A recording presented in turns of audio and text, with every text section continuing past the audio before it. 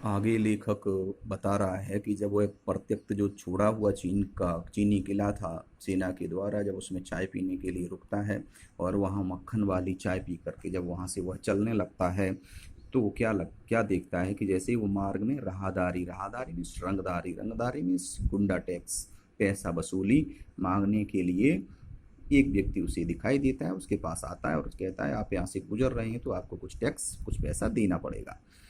हमने वह दोनों चिट्ठी उसे दे दी, जो दोनों पर्ची थी जिस पर कुछ लिखा हुआ था वो दोनों उसी को दे देता है। शायद उसी दिन हम थोनला एक जगह का नाम, वहाँ पर पहुँच जाते हैं और यह शाम तक चलने का ये आखिरी गांव था।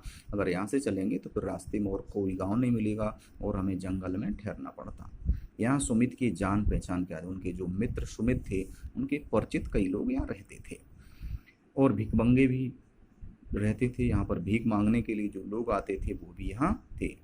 तो ठहरने के लिए अच्छी जगह मिल गई। उनका वेशभूषा भिखमंगों की तरह था, फिर भी उन्हें एक अच्छी जगह मिल जाती है।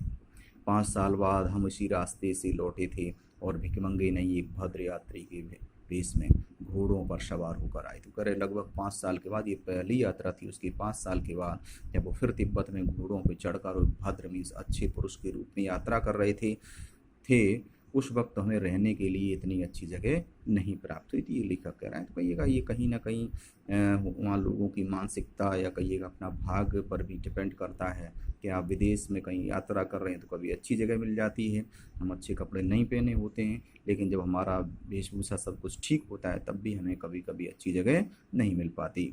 और गांव के सबसे गरीब झोपड़े में ठहरे, और उस समय गांव का जो सबसे बेकार की जगह थी वहाँ हमें ठहराया गया था। बहुत कुछ लोगों की उस वक्त की मनोवृत्ति मनोवृत्ति मीन्स मानसिक स्थिति पर भी निर्भर करता है।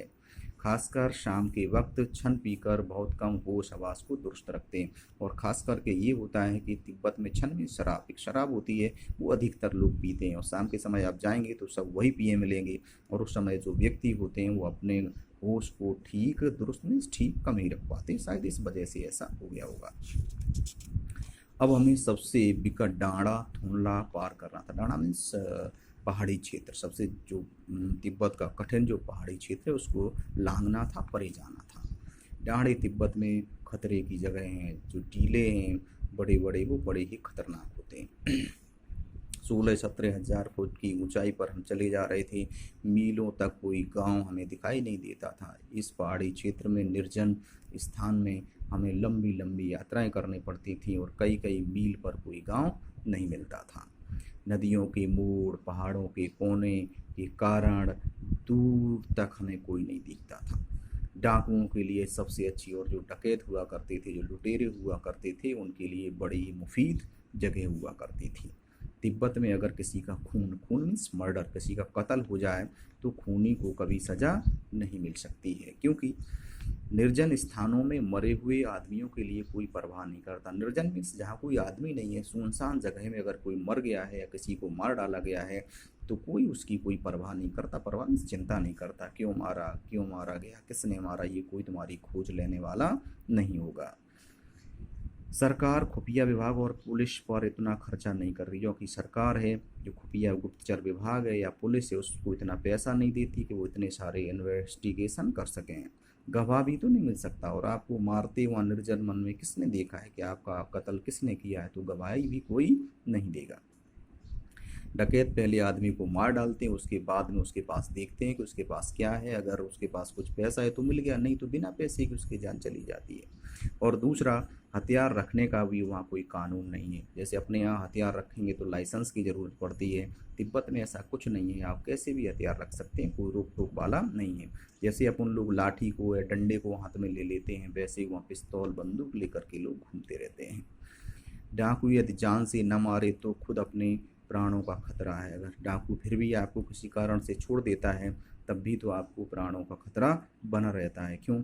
गांव में हमें मालूम हुआ कि पिछले ही साल थोनला के पास खून हो गया था, कि डकैत नहीं मारे तो हो सकता है वैसा ही कोई व्यक्ति आपका मर्डर कर सकता है। और गांव में पहुंचे तो पता चला कि पिछले साल यहाँ एक व्यक्ति को मार दिया गया था। खून की हम परवाह नहीं करते और खून का हमें डर भी नहीं था, क्योंकि हमारे पास इतना कुछ था भी नहीं।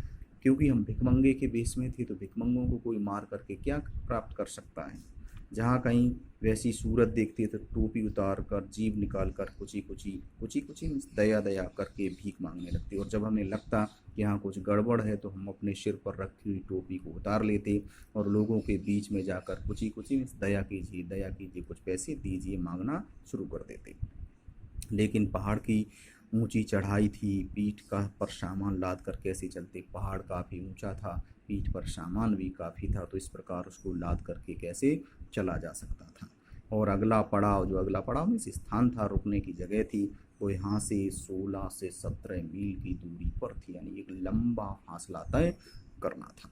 सामान भी रख लें और चढ़े चलेंगे। तो इसी कारण से हमने सुमित से कहा कि आप यहाँ लंगकोर तक के लिए 2 घोड़े कम से कम ले लीजिए, हमारे पास सामान अधिक है तो उस पर कम से कम घोड़ों पर हम बैठे भी चलेंगे और सामान भी चला चलेगा, किसी प्रकार की कोई दिक्कत या परेशानी का सामना नहीं करना पड़ेगा। अगर हम इतने सामान के साथ पैदल चलेंगे तो आगे चलने में बड़ी ही कठिनाई होगी, बड़ी ही मुसीबत होगी।